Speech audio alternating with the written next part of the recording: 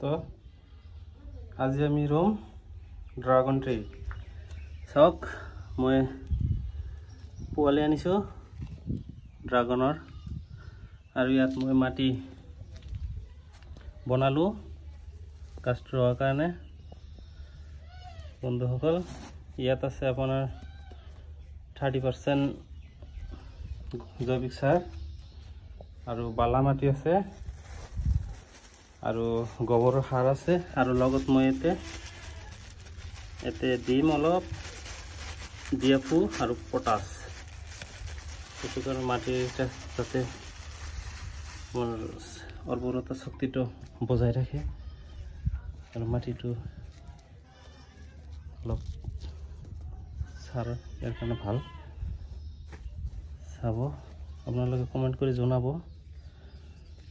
কাই কেনেকৈ ৰয় এটো যাৰ যাৰ ব্যক্তিগত ব্যাপাৰ মই আজি আপোনালোকক কেনেকৈ কৰি ৰয় দেখাই দিম আপোনালোকে চাওক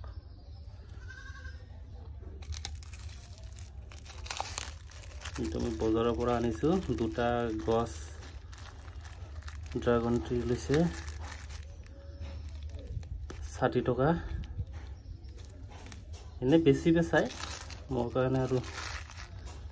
দুইটা 60 টকা দি দিছে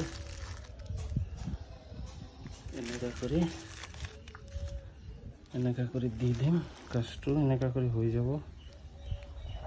আৰু এতে মই খেজুৰ গাছ ৰুলো দুটা খেজুৰ গাছ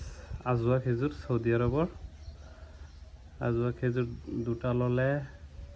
1000 টকা 1000 ললে এই দুটা গাছ থ্যাংক ইউ